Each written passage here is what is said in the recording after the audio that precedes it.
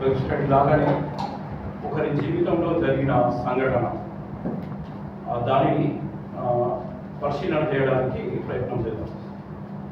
మన మంచి భక్తుడే తన జీవితంలో ఒక సంఘటన జరుగుతుంది. తన గురించి బైబిల్లో చాలా రాయబడ్డది. గొప్పగా మనం మాట్లాడుకుంటాం. ఆ వ్యక్తిలో జరిగిన ఒక సంఘటన, చిన్న సంఘటన, దానివల్ల వచ్చిన పరిణామం ఏంటి, అవునా, ఆ సంఘటన ఎందుకు జరిగింది, ఆ జరగడానికి గల కారణాలు ఏంటి, అవునా, దానివల్ల వచ్చిన ఫలితం ఏంటి, అవునా, దానివల్ల వచ్చిన శిక్ష ఏంటి, దానివల్ల వచ్చిన ఫలితం ఏంటి, ఇది కొంచెం మటుకు మనం ధ్యానం చేయడానికి ఇష్టపడాలి. బైబిల్ స్టడీ అని ప్రార్థనలో కూడా తమ్ముడు బైబిల్ స్టడీ అని గుర్తు చేసింది. కాబట్టి బైబిల్ స్టడీ అంటే అందరం ఫ్రీగా ఉండాలి, అందరం మాట్లాడాలి, అవునా. ఎప్పుడన్నా ఏదైనా డౌట్ వేస్తే అందరికి సమాధానం చెప్పాలి, అవునా. అందరికి తెలిసిన వాక్యమే కాబట్టి బైబిల్ నుంచే మాట్లాడడానికి ఇష్టపడదాం. కొన్ని విషయాలు అంతకుముందు కొంత మట్టుకైతే నమ్మకం గురించి మనం బాగాసార్లు మాట్లాడుకుంటాం. దేవుణ్ణి మనం ఎంతగా నమ్మితే అంతగా మనం అభివృద్ధిలోకి వెళ్తామన్న సంగతి మనం మాట్లాడుకుంటాం. కానీ నమ్మకము ఎప్పుడు కూడా, అంటే విశ్వాసము కానీ నమ్మకము కానీ, ఇది ఎప్పుడు కూడా ఒకటే స్థాయిలో ఒక మనిషిలో ఉండదు అన్న సంగతి మనకందరికీ తెలుసు. ఆ స్థాయిని బట్టి, ఆ పరిస్థితులను బట్టి అది మారుతూ ఉంటుంది. ఇది అందరికి అనుభవం కదా, అనుభవమేనా? ఒక మాట చెప్తాను. ఎందుకంటే ఎవరన్నా ఐసీయూలో వేసారు అనుకోండి, అవునా, అక్కడ హార్ట్ బీట్ చూపెట్టడానికి ఒకటి పెడతారు కదా, దాన్ని ఎట్లా వస్తూ ఉంటుంది? పల్స్. అంటే మనం అందులో చూస్తే, టీవీలో చూస్తే ఎలా వస్తూ ఉంటుంది? పైకి కిందికి వస్తూ ఉంటుంది కదా, అవునా. పైకి కిందికి వస్తూ ఉంటున్నది అంటే అర్థం ఏంటి? బ్రతికున్నాడు, అంతే కదా. వచ్చిన వాళ్ళంతా చూస్తారు, మాట్లాడకపోయినా చూడకపోయినా చలనం ఏమి లేకపోయినా కూడా ఏమనుకుంటారు? బ్రతికున్నాడు అంటే. అది సీదా లైఫ్ కొట్టింది అనుకోండి, కథం కదా. విశ్వాసి జీవితంలో ఇది చాలా ఇంపార్టెంట్. ఎందుకు అంటే ఒక విశ్వాసి విశ్వాసంలో హెచ్చుతగ్గులు, నమ్మకం అంటే విశ్వాసంలో హెచ్చుతగ్గులుగా నడుస్తున్నది జీవితము అని అంటే వాడు ఇంకా బ్రతుకున్నాడు అన్నాడు, ఇంకా దేవుడి చేతిలో ఉన్నాడు. ఇది ఎప్పుడు మనం గుర్తుపెట్టుకున్నాం. ఎందుకు అంటే మన జీవితంలో చాలా మటుకు చాలా విషయాలు మనకు జరుగుతున్న సందర్భం, ఉదాహరణకు కష్టాలు అనుకోండి, అవునా, బాధలు, ఇతరుల వల్ల ఇబ్బందులు, అవునా, ఇలాంటి సందర్భాలు మనం చాలా కష్టాల్లో వెళ్తున్నప్పుడు మన విశ్వాసం ఒక రకంగా ఉంటుంది, సంతోషంలో వెళ్తున్నప్పుడు ఒక రకంగా ఉంటుంది, అవునా. దీనికి ఆధారం ఏంటిది అంటే మనకు బైబిలే ఆధారం. దేనికైనా కానీ మనకు వాక్యమే ఆధారం కదా, బైబిలే ఆధారం. ఒక మాట చూద్దాం వాక్యంలోకి వెళ్ళకన్నా ముందే. బహుశా మార్క్స్ వార్త అనుకుంటారు, అది చూద్దాం. ఒక వ్యక్తి దేవుని దగ్గరికి వచ్చి, యేసు ప్రభు దగ్గరికి వచ్చి ఒక మాట, నమ్మకం గురించి ఒక మాట మాట్లాడడానికి ఇష్టపడతాడు.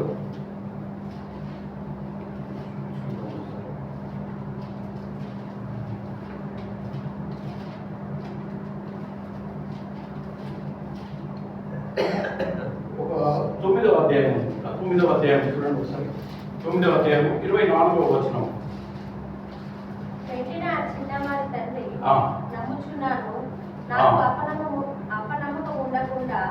సహాయం చేయమని బిగ్గరగా చెప్పాడు. మరొకసారి చదువుదాం. వెంటనే ఆ చిన్నవాని తండ్రి నమ్ముచున్నాను, నాకు అపనమ్మకం ఉండకుండా సహాయం చేయమని. అంటే అర్థం ఏంటి? ఒక మనిషిలో రెండు ఉంటాయి, నమ్మకము, అపనమ్మకం. క్లియర్ గా ఇది. ఎందుకంటే తన దేవుడు దగ్గర ఒక స్వస్థత కోసం వచ్చినప్పుడు, తన కుమారుడు స్వస్థత కోసం వచ్చినప్పుడు, విశ్వాసం గురించి మాట్లాడుతున్నప్పుడు తను అంటున్నది ఏంటి అంటే, నేను నమ్ముతున్నా కానీ అపనమ్మకం ఉండకుండా సహాయం చేయు అని అంటాడు కదా. అపనమ్మకం ఉండకుండా సహాయం చేయు. మనిషిలో రెండు ఉంటాయి, ఆయా సందర్భాన్ని బట్టి ఆ రెండు పనిచేస్తూ ఉంటాయి. ఇది అందరికీ తెలిసిన విషయం. ఎందుకు అంటే మన విశ్వాసము, మన నమ్మకము, మన విశ్వాసము కొన్నిసార్లు మనకి ఎలా ఉంటుందనేది మనకు తెలుసు. కదా, ఎలా నడుస్తుంది అనేది, ఆ ప్రయాణం ఎలా నడుస్తుంది అనేది మనకు తెలుసు. అన్ని విషయాల్లో అన్ని సందర్భంలో ఒకటే రకంగా ఉండదు. ఒక వ్యక్తిని చూసి మనము ముందరికి వెళ్ళడానికి ఇష్టపడతాం. అంతకంటే ముందు ఈ నమ్మకాన్ని నడిపించడానికి ఒక వ్యక్తి కావాలి. నమ్మకాన్ని నిలబెట్టడానికి, నడిపించడానికి ఒక వ్యక్తి కావాలి. అది కూడా మనకు బైబిల్లో ఒక వచనంలో మనం చూసుకుందాం. ఒకసారి చూద్దాం. హెబ్రీయులకు రాసిన పత్రిక 12వ అధ్యాయము 2వ వచనం ఒకసారి చూద్దాం. మేఘములు మనను ఆవరించున్నందున మనము కూడా ప్రతివారమును సులువుగా చేతులబెట్టి పాపమును విడిచిపెట్టి విశ్వాసము కర్తయు దానిని కొనసాగించు వాడినని యేసు వైపు చూస్తూ మన ఎంత ఉచ్చబడిన పందెములో ఓపికతో పరిగెత్తు. ఎవరి వైపు విశ్వాసం ఉంచాలట? ఇంకొకసారి ఆ వచనం చదువుతాం. విశ్వాసమునకు కర్తయు దానిని కొనసాగించు వాడునైనా. ఎవరు? విశ్వాసమునకు కర్త అయినా దానిని కొనసాగించేటైనా ఎవరు? యేసు వైపు. అవునా? మన నమ్మకంలో నిలబడాలంటే, మన నమ్మకాన్ని కొనసాగించాలంటే చూడాల్సింది యేసు వైపే. ఎందుకంటే ఆయననే దాన్ని స్థిరపరచువాడు, నడిపించువాడు. అవునా?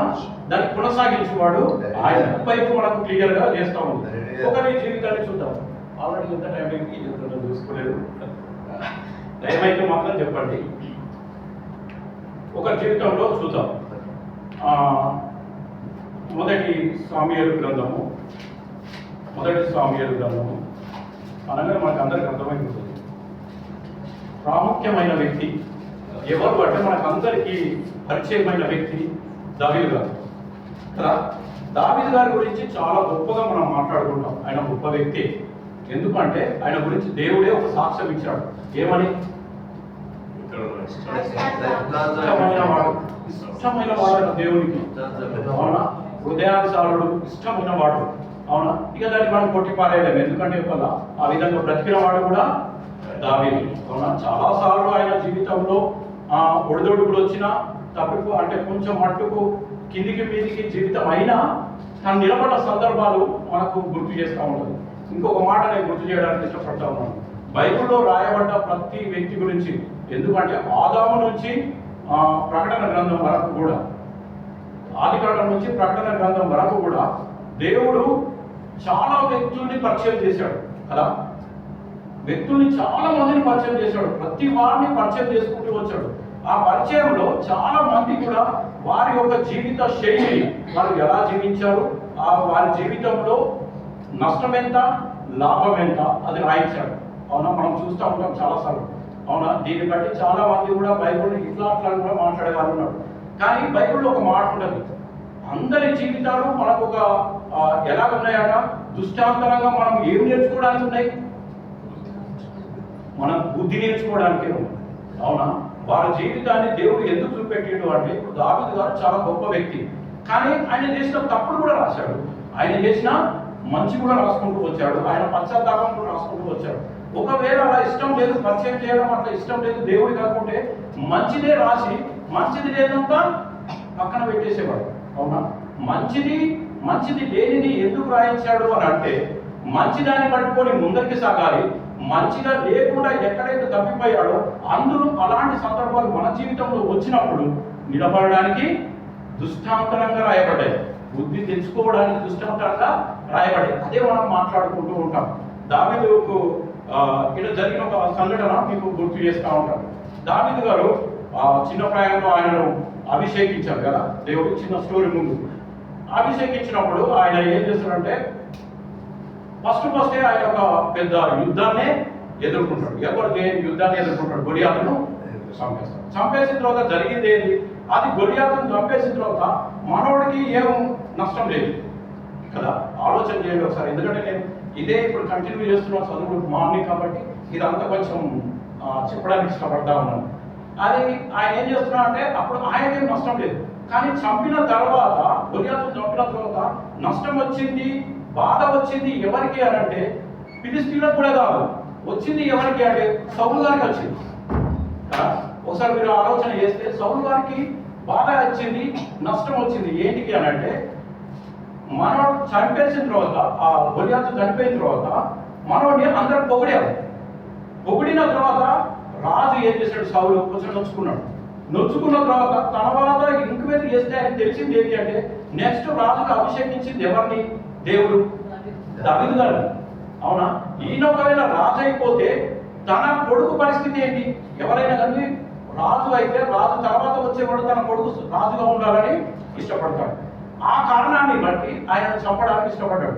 ఈయనకు మనం ఫస్ట్ నుంచి చూసుకుంటూ వస్తే చాలా సందర్భాల్లో దావీదు గారు పారిపోవడము, అవునా, సౌలు గారు వెంబడించడం, చాలా సందర్భాల్లో చంపడానికి ప్రయత్నం చేసినప్పుడు ఎల్లా కూడా దేవుడు ఆయనకు తోడై ఉన్నాడు, నడిపిస్తున్నాడు. కానీ సౌలు చేతిలో పడకుండా దావీదు గారిని రక్షిస్తూ వచ్చాడు. చాలా సందర్భాల్లో, ఒక 2-3 సందర్భాల్లో అయితే సౌలు గారినే దావీదు చేతికి అప్పగించాడు దేవుడు. కానీ దావీదు చంపలేదు. ఎందుకంటే ఆయన భక్తి కలిగిన వాడు, దేవుని యందు భయభక్తులు కలిగిన వాడు కనుక ఆయన సౌలును చంపడానికి ఇష్టపడలేదు. అలా సాగుతున్న కొన్ని రోజులు, అలా సాగుతున్నప్పుడు చివరిగా ఈ యొక్క సంఘటన జరిగింది. మనం ఒకసారి చూద్దాం. మొదటి సమూయేలు గ్రంథము 28వ అధ్యాయం. 28వ అధ్యాయంలో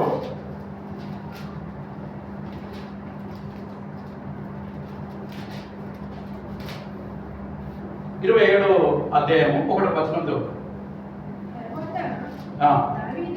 దావీదు, నేను ఇక్కడ నిలుచుట మంచిది కాదు, ఏదో ఒక దినమున నేను సౌలు చేత నాశనమగుదును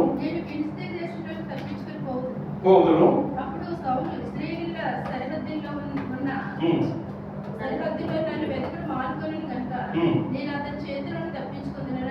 అనుకునే చాలు. దావీదు గారు ఒక ఆలోచన వచ్చింది. సౌలు గారు వెంబడిస్తూ ఉన్నాడు, ఆయన చంపడానికి వెంబడిస్తూనే ఉన్నాడు, తరుముతూనే ఉన్నాడు. చాలాసార్లు తప్పించుకొని దావీదుకు వచ్చిన ఆలోచన ఏంటి అంటే, ఇక నేను ఈ ఇశ్రాయేలు దేశంలో ఉండడము కంటే నేను ఎక్కడికి వెళ్ళాలి? ఫిలిస్తీయుల దేశానికి వెళ్ళాలి అన్న ఆలోచన వచ్చింది. ఎవరికి వచ్చింది ఈ ఆలోచన? దావీదు గారికి వచ్చింది. ఒకసారి మనం ఆలోచన చేద్దాం. దావీదు గారు చాలా మటుకు దేవుడి మీద ఆధారపడ్డ వ్యక్తి కదా. అనుకోకుండా ఇప్పుడు చదివిన కీర్తన గ్రంథం కూడా నేను ఇప్పుడు చదువుతున్నప్పుడు పైన చూస్తే అది అక్కడనే ఉంది. ఒకసారి చూడండి, పైన ఆ కీర్తన అప్రాస్తుంది. కీర్తన ఒకసారి చదవండి, పైన ఏం రాయబడి ఉన్నది?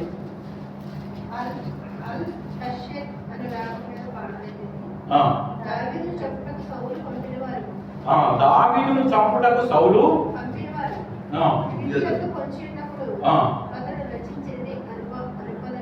రైట్. ఈ రచించిన దాంట్లో సౌలు గారు వెంబడిస్తున్నప్పుడు రచించిన దాంట్లో ఒక్కసారి ఫస్ట్ వచనం చదవండి. నా దేవా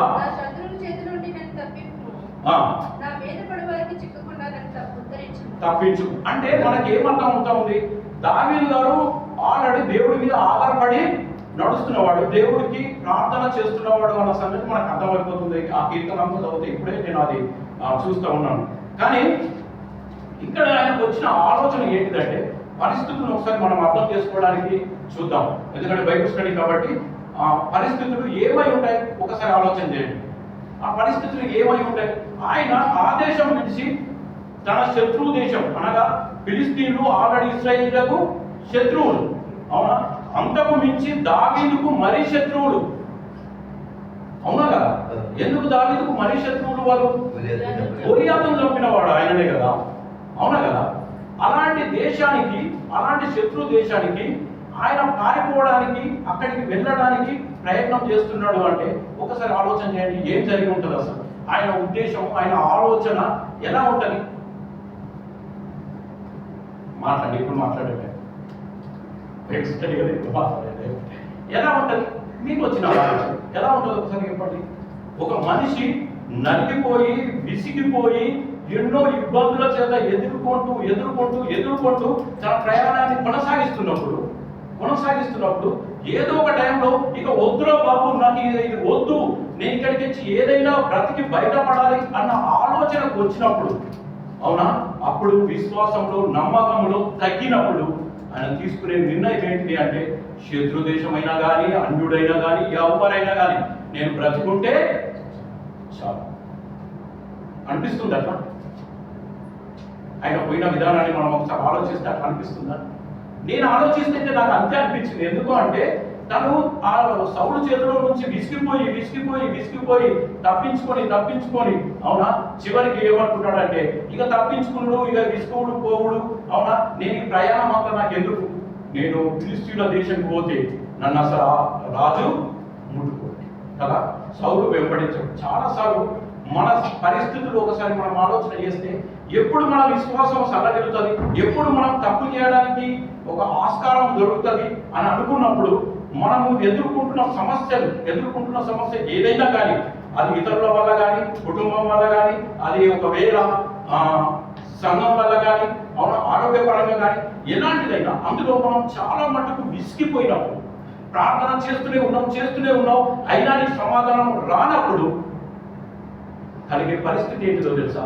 అవునా, దాని తర్వాత ఇంకేదైనా వేరేగా ఆలోచిద్దాం, ఇంకా ఎక్కడికైనా వెళ్ళడానికి ఇష్టపడదాం, ఎవరినైనా కలవడానికి ఇష్టపడదాం అనే ఆలోచన మనకు కొంత మట్టుకు రావడానికి ఆస్కారము ఉన్నది. అందుకని చెప్పి నేను ఏం చేసిందంటే, ఇక్కడ విసిగిపోయే బదులు ఆ దేశానికి వెళ్ళడం మంచిది అని చెప్పి ఆయన ఆలోచన చేశాడు. ఆయన చేసిన మొదటి స్టెప్ అది ఎలాంటిదంటే, దేవుడి మీద ఇన్ని రోజులు ఆధారపడిన వాడు అప్పటికి తనను తాను తన సొంత ఆలోచన ప్రకారం నడవడానికి ఇష్టపడతాడు. ఎందుకంటే దావీదు జీవితంలో ఒకసారి మనం పరిశీలన చేస్తే ఫస్ట్ నుంచి కూడా ప్రతి దాంట్లో కూడా దేవుడి మీద ఆధారపడిన వ్యక్తి. నేను ఏం చేయాలి, నేను ఎక్కడికి వెళ్ళాలి, వారి మీదకి యుద్ధానికి వెళ్ళాలా వద్దా, దేవుడి దగ్గర అడిగి వెళ్ళిన వాడు. మన ఫిలిష్తీయుల దేశంకు నేను వెళ్ళాలా వద్దా అని అడగలేస్తున్నా. గమనించండి, అడగలేదు. ఎందుకు అంటే తన ప్రాణము దక్కించుకోవడానికి విసిగిపోయిన సందర్భాల్లో చాలా మటుకు మనం తీసుకునే నిర్ణయాలు, అవునా, ఒక్క నిర్ణయం తప్పైనా కుటుంబంలో కానీ, సంఘంలో కానీ, స్నేహితుల మధ్యలో కానీ, ఎక్కడైనా కానీ ఒక తప్పు స్టెప్ వేస్తే దానివల్ల వచ్చే పరిణామాలు వేరేలాగా ఉంటాయి. ఎందుకు ఈ మాట అంటున్నానంటే మనకు అందరికి బాగా తెలుసు, అవునా, ఒక తప్పు నిర్ణయం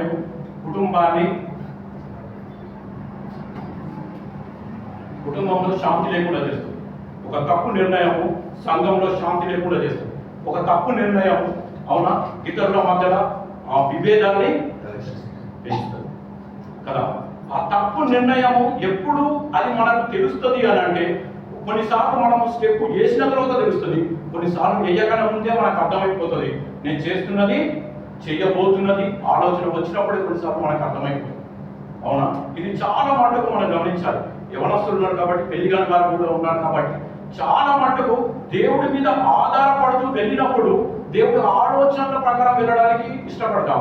దేవుడి ఆలోచన కొంత మట్టుకు తగ్గిపోయినప్పుడు సొంత ఆలోచన ప్రకారం వెళ్ళడానికి ఇష్టపడతాం. ఉదాహరణకు ఒకటి చెప్పమంటారా, దేవుడి చిత్తము, దేవుడి ఆలోచన, మన ఆలోచన రెండు మిక్స్ అయిపోయే ఒక సందర్భం చెప్పమంటారా? ఎప్పుడన్నా మీరు గమనించండి.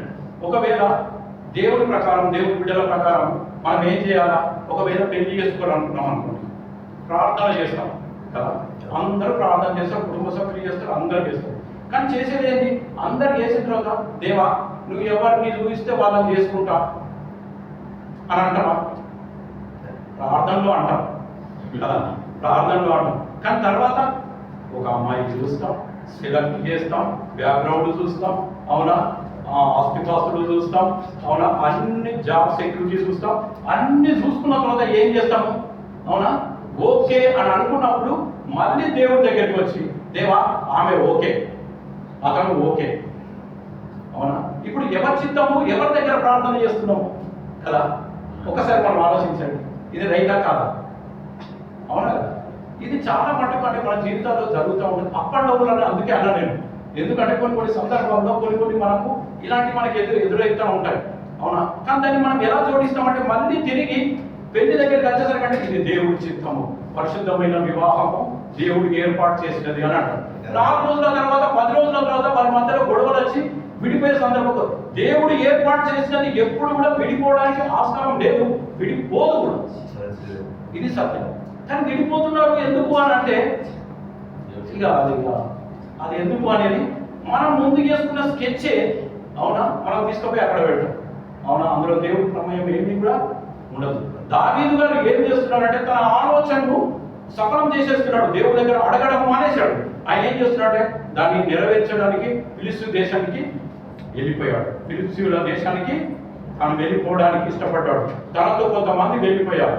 ఒకవేళ మన దేవుడు ఎలాంటి వాడు అంటే, నేను ఒక మాట చెప్పడానికి ఇష్టపడుతున్నాను, మన దేవుడు ఎలాంటి, ఒక్కసారి మనం రక్షింపబడ్డాం, ఒకసారి మనం దేవా నువ్వే నా దేవుడవయ్యా, నువ్వే నాకు రక్షణ, నువ్వే నాకు దుర్గము అని చెప్పి ఒక్కసారి ఆయన దగ్గరికి వచ్చి మనం ప్రార్థన చేసినది మొదలుకొని ఏ సందర్భంలోనైనా సరే నీవు తప్పిపోయినా, నీవు దేవుడిని మర్చిపోయినా దేవుడు మర్చిపోవడం మాత్రము కాదు. ఇది మాత్రం ఎప్పటికీ గుర్తుపెట్టుకుంటాం. మనం ఎప్పుడు దేవుడి ప్రణాళికలో ఉంటాం, అవునా. దేవుడు ఎప్పటికప్పుడు మనకు గుర్తు చేస్తూ ఉంటాడు, కొన్ని సందర్భాలు మనకు అటాక్ చేస్తూ ఉంటాడు. ఎందుకు అంటే ఒకవేళ నువ్వు బలమైన విశ్వాసిగా నీకు పరీక్ష పెట్టడానికి ఇష్టపడతాడు. ఎందుకంటే నేను ఇంకా స్వర్ణంగా మార్చడానికి, అవునా. ఒకవేళ నువ్వు తప్పుదారిలో వెళ్ళడానికి నీ ఆలోచన శైలి, మన యొక్క ఆలోచన శైలి కొంత మట్టుకు తప్పుగా వెళ్ళడానికి ప్రయత్నం జరుగుతుందా, దేవుడు అయినా కలిగించుకొని ఏం చేస్తాడంటే నేను మళ్ళీ రూట్లో తీసుకురావడానికే ప్రయత్నం చేస్తాడు. ఇలాంటి సందర్భాలు మనకు చాలా మట్టుకు తెలుసు, అవునా. యోనా జీవితాన్ని మనం చూసుకున్నాం. ఆయన ఏం చేశాడు, ఇక్కడ వెళ్ళడానికి ప్రయత్నం చేస్తే దేవుడు చెప్పిన దగ్గరికి వెళ్ళకుండా వేరే దగ్గరికి వెళ్ళడానికి ప్రయత్నం చేస్తే పరిస్థితుల్ని కలగజేసి మళ్ళీ తన దిక్కు తెచ్చుకోవడానికి ఇష్టం. అంత గొప్ప దేవుడు తెలుసు మన దేవుడు. ఎందుకంటే మనం ఎప్పటికీ విడిచిపెట్టాడు. ఆయన విడిచిపెట్టే దేవుడు కానీ ఒక సందర్భంలో దేవుడి మీద ఆధారపడ్డ ఈ యొక్క దావీదు ఒక సందర్భంలో, అవునా, ఆయనతో నడిచిన వ్యక్తి, ఆయన మీద ఆధారపడ్డ వ్యక్తి కాబట్టి ఆయనను కూడా విడిచిపెట్టడానికి దేవుడు ఇష్టపడలేదు. ఫిలిస్తీయుల దేశానికి వెళ్ళిపోయాడు. వెళ్ళిపోయిన తర్వాత జరిగిన పరిణామం ఏంటిది అంటే ఆ యొక్క రాజు, ఒకసారి చూడండి, ఆకీషు రాజు 27 చదువుకున్నాం కదా, ఒక్కసారి 2వ వచనం 27 2వ వచనం నుంచి కొన్ని 600 మందితో కూడా ప్రయాణమై వచ్చెను.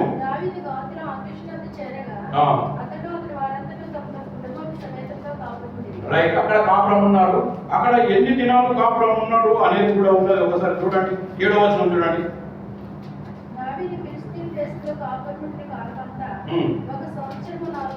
ఒక సంవత్సరము 4 నెలలు అక్కడ కాపురం ఉన్నాడు. ఒకసారి అనుకుందాం మనం. ఇప్పుడు ఈ ఒక్క సంవత్సరము 4 నెలలు అక్కడ కాపురం ఉన్నాడు కదా, ఆయన దేవుడికి కనెక్షన్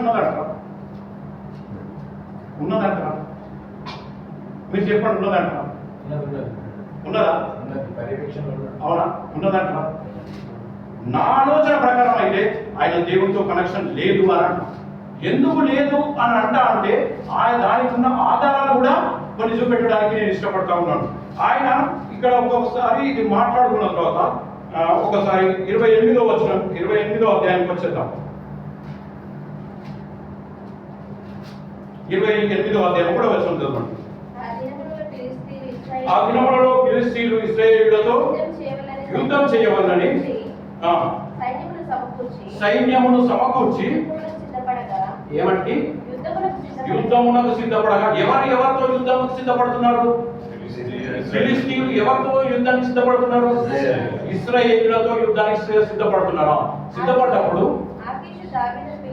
ఆకీషు అనగా ఎవరి దగ్గరికి అయితే దావీదు వెళ్ళాడో ఆయన దావీదును పిలిచి, నేను దండెత్తగా నీవును నీ జనులను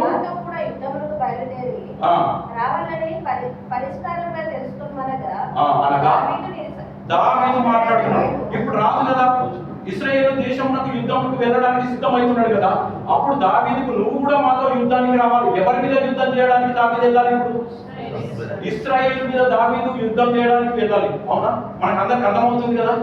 ఇశ్రాయేలు మీద దావీదు యుద్ధం చేయడానికి వెళ్ళడానికి ఆకీషు రాజు తనని పిలిచినప్పుడు దావీదు చెప్తున్న మాట వినండి ఒకసారి.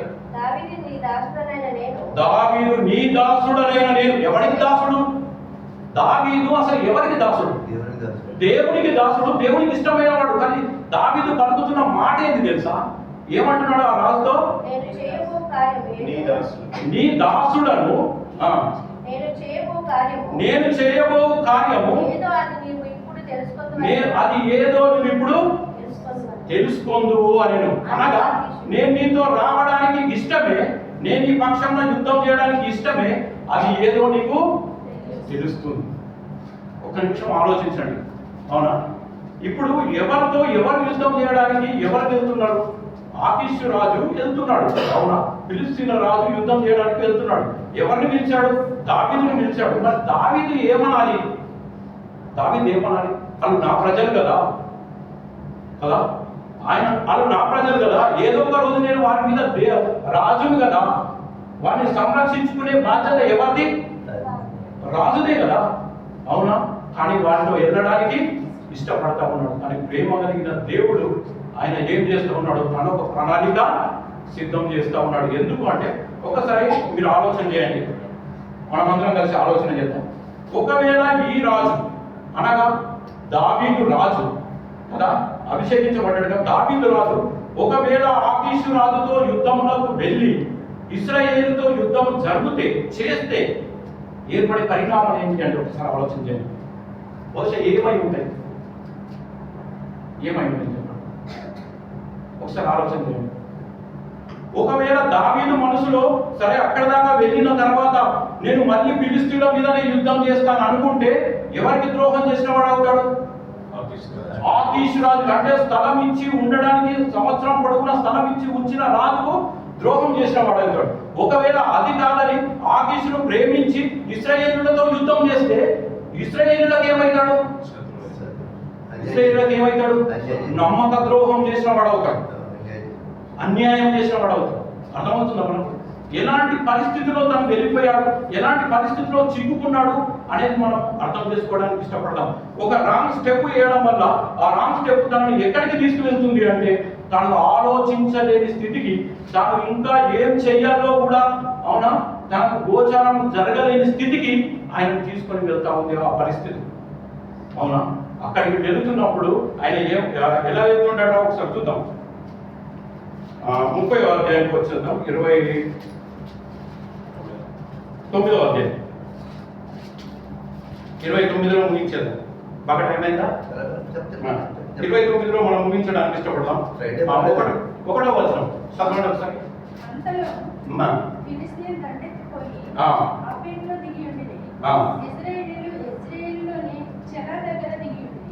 ఫిలిస్తీన్ సర్దారులు తమ సైన్యంలో 100 మంది గనులు 10 మంది గాను వ్యూహపరిచి వచ్చుచుండగా దావీదును అతని జనులు ఆకీషుతో కలిసి దండు వెనుక తట్టును వచ్చుచుండిరి. ఫిలిస్తీన్ సర్దారులు ఈ హెబ్రీయులు ఎలా రావెను అని ఆకీషును అడగగా అతడు ఇన్ని దినములు ఇన్ని సంవత్సరములు నా యొద్ద నుండి ఇశ్రాయేలు రాజైన సౌలును చాలు. ఈ ఒక్క మాట గురించి మనం ఆలోచన చేద్దాం. ఇప్పుడు ఏం చేస్తున్నాడు? సర్దారులు అనే ఇంకొక 5 మంది రాజులు ఆకీషుతో కలిసి 6 కలిసి అంటే కొంతమంది కలిసి ఇశ్రాయేలు మీద యుద్ధం చేయడానికి వెళుతున్నారు. కానీ దావీదును పిలిచిన వాడు ఆకీషు రాజు. అవునా?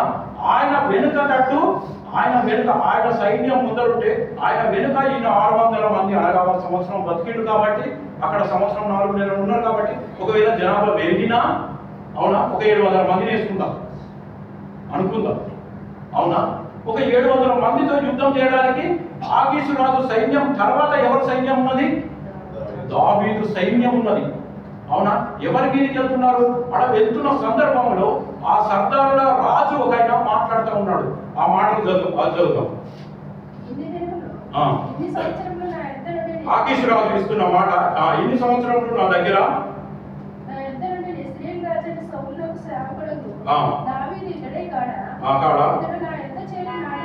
ఇతడు నా యొద్ద చేరిన నాటి నుండి నేటి వరకు ఇతని యందు తప్పేమీ నాకు కనబడలేదు.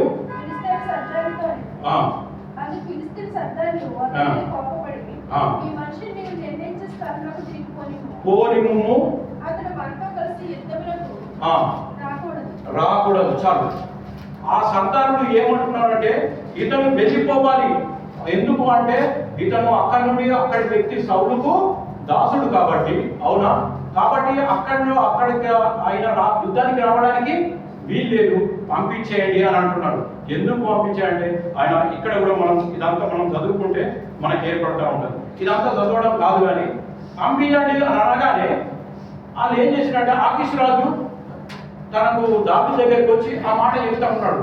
సర్దారులో ఇష్టం లేదు కాబట్టి నువ్వు తిరిగి వెళ్ళిపో. ఒక ఆపద నుంచి తప్పించుకుంటున్నాడు కదా, అర్థం చేసుకుందాం. అవునా, దేవుడు ఒక ప్రణాళిక చేసి, అవునా, ఒక ప్రణాళిక చేసి తన నోటి నుంచే నువ్వు యుద్ధానికి రావద్దు, వెళ్ళిపో అని ఒక మాట చెప్తా ఉన్నాడు కదా. చెబుతా ఉన్నప్పుడు మనవడి మనసులో ఏముండాలో చెప్పండి ఒకసారి. అబ్బా సంతోషంగా ఉంది. ఎందుకంటే చెప్పన్నా, ఇప్పుడు ఈ రాజుకు మంచోళ్ళు అయిపోయినాం, ఎందుకంటే పిల్లకనే వచ్చింది. అవునా, యుద్ధం పోతలేదు కాబట్టి ఇశ్రాయేలులో కూడా మంచోళ్ళు అయిపోయినా సంతోషించాలి కదా. సంతోషించాలా? ఎవరో మాట్లాడుతున్నారు, అర్థమవుతుందా? ఇక అర్థమవుతుందా? సంతోషించాలి కదా. సంతోషించే బదులు దావీదు మాట్లాడుతున్న ఒక మాట చూడండి, ఒకసారి చదవడానికి ఇష్టపడతాం. 8వ వచనంతో, 8వ వచనం. రాజుతో దావీదు ఏమంటున్నాడు? నువ్వు వెళ్ళిపోవాలి. ప్రొద్దున వరకంటే నువ్వు ఎక్కడి నుంచి వచ్చావో అక్కడికి, నీ స్థలానికి వెళ్ళిపోవాలి అన్నప్పుడు దావీదు మాటలు చూడండి ఒకసారి. చదవండి 8వ వచనం. దావీదు నేనేమి చేసింది, దావీదు అంటున్నాడు, నేనేమి చేసింది? నా ఏలిన వాడవకు రాజా, నీ శత్రువులతో యుద్ధం చేయుటకు నేను రాకుండానట్టు. ఒక మాట చాలు చాలు చాలు. దావీదు యొక్క ఆలోచన చూడండి. ఒక సంవత్సరంలో దావీదు యొక్క ఆలోచన, ఆయన శైలి ఎలా మారిపోయింది ఒకసారి ఆలోచన చేయండి. అవునా, దేవుడి చేతిలో ఉన్నంత కాలము మన ఆలోచనకు, మన తీరు ఒక రకంగా ఒక మంచిగానే ఉంటుంది. కానీ ఎప్పుడైతే దేవుడి చేతి నుంచి మనం కొంత మట్టుకు దూరం పోయామో, మన సొంత ప్రయోజనాల కోసము, సొంత ఆలోచనల కోసం ఎప్పుడైతే మనం దాని దిక్కు వెళ్ళడానికి ఇష్టపడుతున్నామో, అవునా, పరిణామాలు మారిపోతూ ఉంటాయి. అవునా, ఆయన దృష్టి కూడా మారిపోయింది. రాజు యొక్క దావీదు యొక్క దృష్టి కూడా మారిపోయింది. ఆయన ఏమంటున్నాడు తెలుసా? నా ఏలినవాడా దావీదు, నేనేమి చేసి, నేనేం చేసినా, యుద్ధం రాకుండా ఉండడానికి నేనేం చేసినా, నేను మంచోడే కదా, నీ దగ్గర ఉన్నవాడినే కదా, అవునా, నా మంచితనం నీకు తెలియదా, నేనెందుకు యుద్ధంకు రావద్దు? ఒక మాట అయితే. రెండోది ఏమంటున్నాడు? నా ఏలినవాడా రాజా. ఒక అన్యుడైన రాజుకు తనతో దావీదు మాట్లాడుతున్న మాట ఏంటంటే, నన్ను ఏలినవాడా. ఇదే ఒక ఫిలిష్తీయులకు ఆ యొక్క గొలియాతు దగ్గర దావీదు అన్న మాట ఏంటి ఒకసారి గుర్తు చేయండి. సున్నతి లేని ఈ ఫిలిష్తీయుడు జీవము కలిగిన దేవుని జనులను ఎదిరించుటకు ఏ పాటి వాడు? ఒక్కసారి ఆ మాటలో ఉన్న అర్థం, ఈ మాటలో ఉన్న అర్థం ఒకసారి ఆలోచన చేయండి. అవునా, ఫిలిష్తీయుడు, సున్నతి లేని ఈ ఫిలిష్తీయుడు, అవునా, ఈ జీవం గల దేవుని ప్రజలను ఎదిరించడానికి ఏ పాటి వాడు? వీడు ఏ పాటి వాడు అని అన్న ఆయన అదే రాజు దగ్గరికి వెళ్ళి, అదే దేశపు రాజు దగ్గరికి వెళ్ళి, నా ఏలినవాడా, నేను నీ శత్రువులతో యుద్ధం చేయడానికి నేను ఎందుకు రాకూడదు? చూడండి, ఆలోచన చేయి, ఆయన నమ్మకం, ఆయన విశ్వాసం. అవునా, ఆ పరిస్థితుల్ని బట్టి, ఆయన కనుగుతున్న విధానాన్ని బట్టి, ఆయన తీసుకున్న నిర్ణయాన్ని బట్టి, అక్కడ జీవించిన విధానాన్ని బట్టి ఆయన యొక్క జీవితంలో అది ఎలా కొనసాగుతుంది? అది ఎలా కొనసాగుతుంది? అవునా, తన ప్రజలతో యుద్ధం చేయడానికి నేనెందుకు రాకూడదు? ఆ రాజును చంపడానికి నేనెందుకు ముందుకు వెళ్ళకూడదు? అవునా, దావీదు సౌలు విషయంలో దావీదు చేసిన స్టేట్మెంట్ ఒకసారి ఆలోచన చేద్దాం. ఒకసారి ఆలోచన, వింటున్నారా? ముగించేస్తాం. అవునా, వింటున్నారా? సౌలు రాజు గురించి దావీదు చేసిన స్టేట్మెంట్ ఏంటి?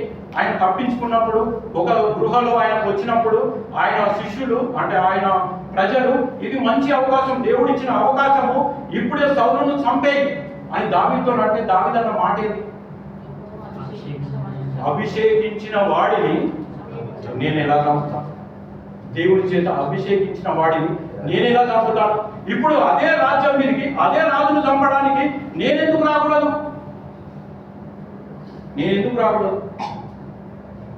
కదా అదే రాజ్యం మీదకి, అదే రాజును చంపడానికి నేనెందుకు రాకూడదు అనే ఆలోచన ఆయనకు వచ్చింది. ఇంకా చదవండి. నీ శత్రువులతో యుద్ధం చేయుటకై నేను రాకుండానట్లు నీ యొద్దకు వచ్చిన దినము నుండి నేటి వరకు నీ దాసుడనైన నేను, అనగా నేను నీ కింద బ్రతికేవాడిని, అవునా, నువ్వే నాకు యజమానివి, అవునా, నేను నీ దాసుడను. ఈ మాట చూడండి ఒకసారి. చాలాసార్లు మనం ఏం చేస్తామంటే మనకున్న కష్టాలు, నష్టాలు, బాధల్ని బట్టి, అవునా, ఏ స్థితిలోకైనా మనం వెళ్ళిపోవడానికి ఇష్టపడతాం కదా.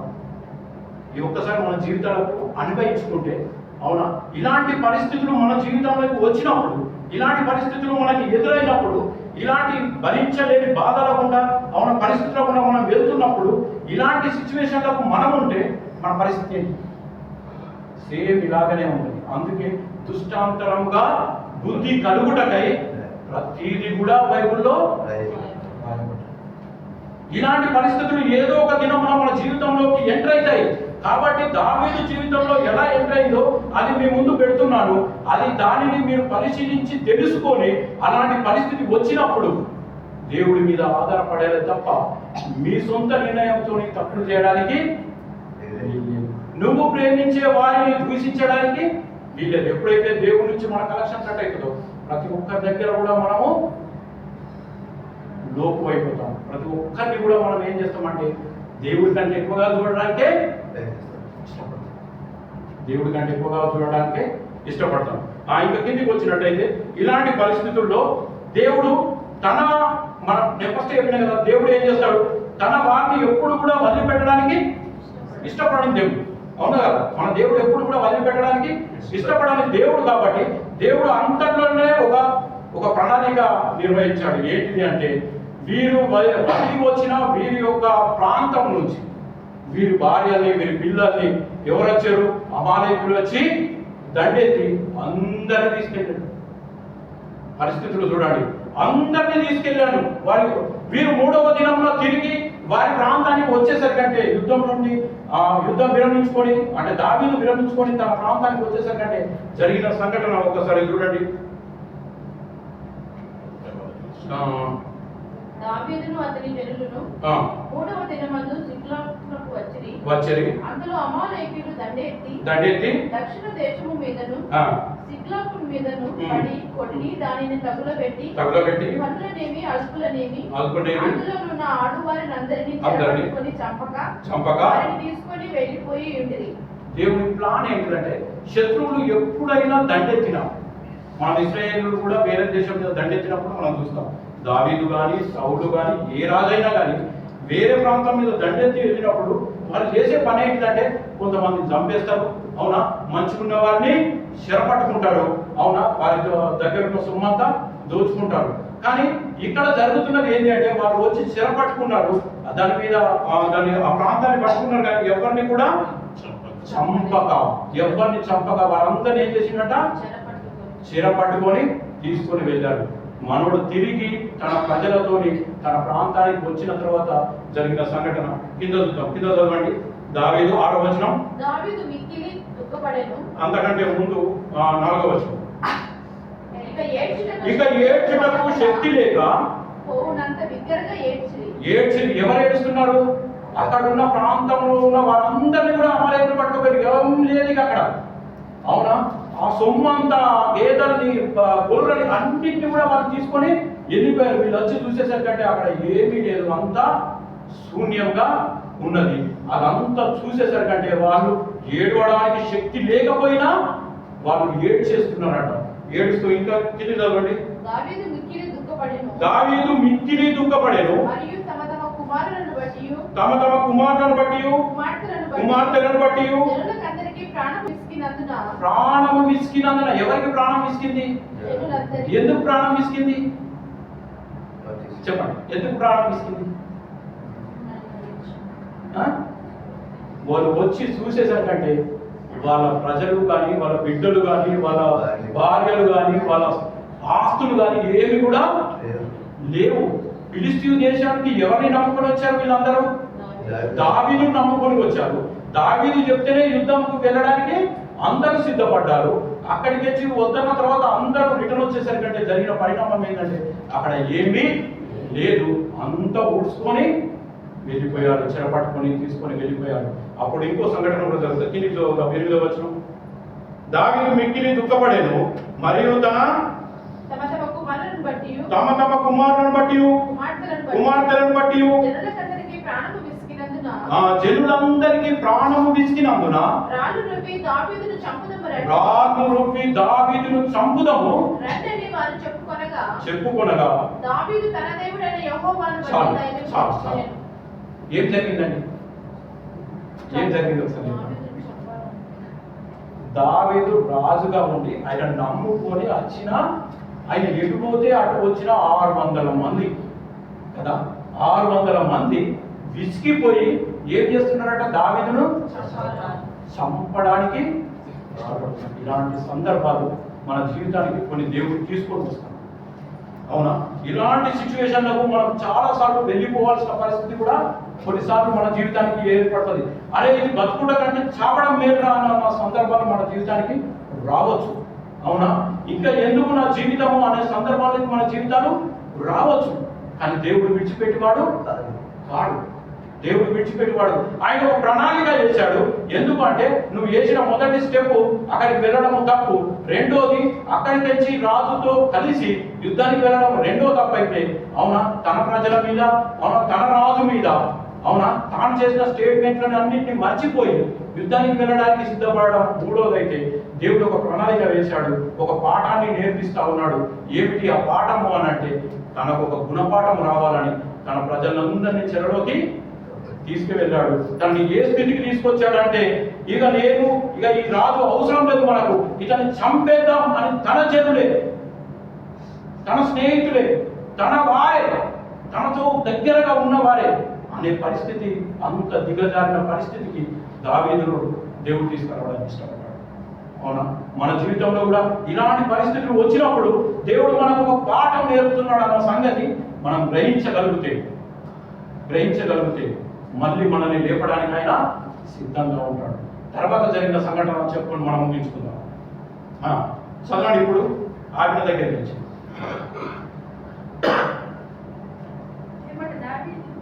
ఆరో వచనం నుంచి మళ్ళీ చదువుతుంది.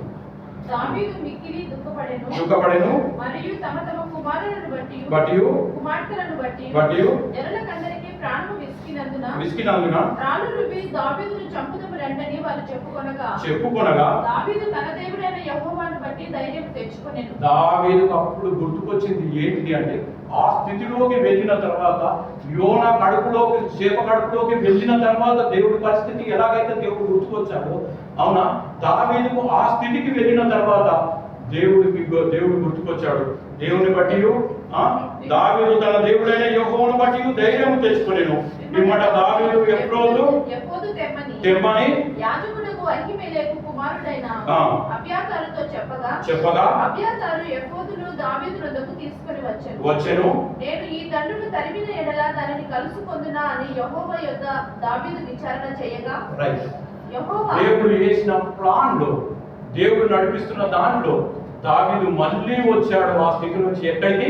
మళ్ళీ దేవుడి దగ్గర విచారణ చేయడానికి. అవునా, దేవా నా పరిస్థితి ఇదైపోయింది, అవునా, నా పరిస్థితిలో ఇది జరిగింది, నా జీవితంలో ఇది జరిగింది, అవునా, నేను ఈ స్థాయికి వెళ్ళిపోయాను, ఇప్పుడు నేను ఏం చెయ్యాలి? నీవే నాకు ఆధారము, నీవే నాకు దిక్కు. ఒకవేళ నువ్వు సెలవు ఏమని అంటే, నేను తరిమి నా వారిని నేను దక్కించుకోవచ్చా? దేవుడి దగ్గరికి వచ్చిన ప్రతి వాడిని దేవుడు సమాధానపరచువాడు, దూరపరచువాడు. కానీ ఏ పరిస్థితిలో నువ్వైతే ఆయన దగ్గరికి వస్తావో, ఏ స్థితిలో నువ్వు ఆయన దగ్గరికి వచ్చినా కూడా ఆయన సమాధానం ఇచ్చేవాడే కానీ, అవునా, నేను దూరపరచువాడు కాదు. అంతకుముందు దావీదు, ఏ మనిషివైనా నువ్వు దావీదు, నేను గంటవారానికి సాయం చేసిన కదా, అయినా నువ్వు ఏం చేసినావు? పోయి ఫిలిష్తీయుల దగ్గర ఉన్నావు, నీ ప్రజలతో యుద్ధం చేయడానికి, నీ రాజును చంపడానికి అని దేవుడు ఏం గుర్తు చేయలేదండి. గుర్తు చేశాడా? గుర్తు చేసే దేవుడుగా. అవునా, దేవా అని చెప్పి మనం ఆయన దగ్గరికి వెళ్ళిన క్షణము నీ పాత జీవితాన్ని దేవుడు గుర్తు చేసుకునేవాడు కాదు. అక్కడి నుంచే నెక్స్ట్ స్టార్ట్. నువ్వు ఇప్పుడు నిలబడు, ఇప్పుడు నడువు, నీకు సాయం చేసేవాడిని నేను. అవునా? చాలా మంది ఏం చేస్తారంటే తాను చేస్తున్న తప్పుని బట్టి, అవునా, ఎవరికి అంటే జీవితంలో జరిగిన విషయాన్ని బట్టి ఏదైనా తప్పు జరిగినప్పుడు అరే నాకు అయిపోయింది, నాకు ఇంతే, ఇక నేను వెళ్ళలేను, నేను చర్చికి వెళ్తే ఇట్లా అనుకుంటారు, అట్లా అనుకుంటారు. చర్చి బంద్ చేసిన వాళ్ళు, దేవునికి దూరమైన వాళ్ళు, అటే వెళ్ళిపోయిన వాళ్ళు చాలా మంది ఉన్నారు. కానీ దేవుడి దగ్గరికి ఒక్కసారి చూస్తే దేవుడు తిరిగి పంపేవాడు కాదు. ఇంకొక కింది చదువుకుందాం ఒకసారి. ప్రార్థన చేయగానే యెహోవా తరుము నిశ్చయముగా వారిని కలుసుకొని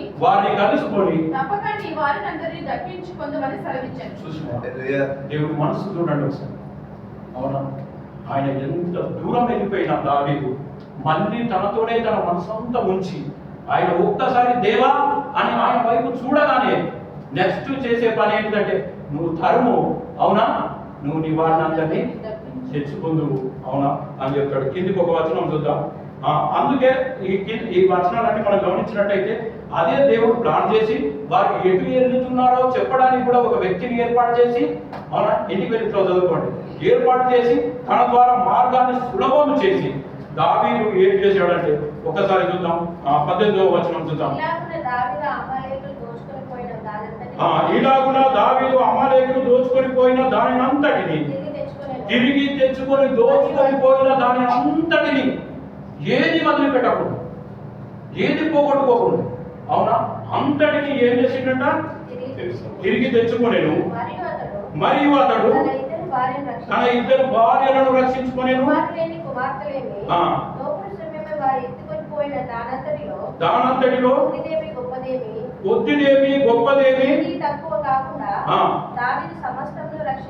రక్షించెను. మరియు దావీదు అమాలేకుల గొర్రెలన్నిటిని పట్టుకొనెను. ఇవి దావీదునకు దోపుడు సొమ్మని జనులు మిగిలిన తమ స్వంత పశువులను ముందుగా వీటిని తోలిరి. చాలు, ఇక్కడ ఒక 2 విషయాలు చెప్పి నేను ముగించేస్తాను. అవునా, ఒకసారి మనం ఆలోచన చేస్తే దేవుడు ఎప్పుడైతే సెలవిచ్చిండో, ఒక వ్యక్తిని ఏర్పాటు చేసిండో, ఇక్కడ కూడా మనం ఆలోచన దాంట్లో కూడా మనం ఒకసారి ఆలోచన చేసినట్టయితే అప్పటి వరకు దావీదు ఆ వ్యక్తి పట్ల ప్రేమ చూపి, అవునా, ద్రాక్షారసం ఇచ్చి, అవునా, తినడానికి తిండి పెట్టి 3 రోజుల నుంచి ఏం లేదని తనని సమాచారం చేసి ఎలా అయితే దండెత్తి వెళ్ళాడో, తప్పి దాన్ని పోగొట్టుకున్న దాన్ని అంతటినే కాదు, అమాలేకీయుల వాళ్ళ యొక్క గొర్రెలను, వారి యొక్క ఆస్తులను కూడా, అవునా, తాను సంపాదించుకునే విధంగా దేవుడు తనను నడిపించాడు.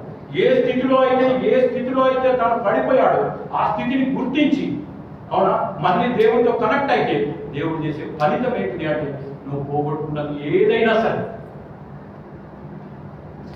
తప్పుదంలో చేసి పోగొట్టుకున్నది ఏదైనా సరే, అవునా, నీ కుటుంబంలో పోగొట్టుకున్నది ఏదైనా సరే, మన సంఘం అంటే సమాజంలో పోగొట్టుకున్నది ఏదైనా సరే తిరిగి సంపాదించుకునే కృపనిచ్చేవాడు దేవుడు కదా.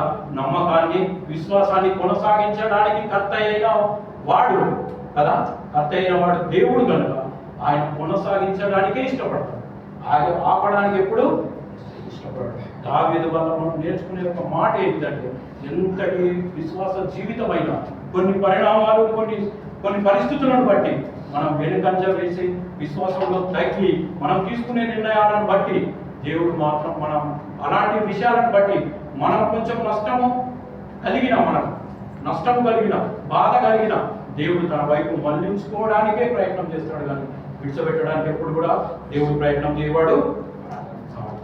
ఆయన దగ్గరికి మళ్ళీ ఒకసారి మనం కరెక్ట్ అయ్యి ఆయన దగ్గరికి వెళ్ళినట్టయితే ఆయన మళ్ళీ పోగొట్టుకున్న దాన్నంతా కూడా ఇచ్చి మనల్ని తృప్తిగా సంతోషంగా ఉంచే దేవుడుగా మన దేవుడు ఉన్నాడు.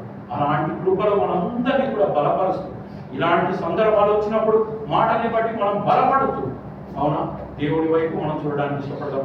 కొద్ది మాటలు దేవుడు జీవించాడు.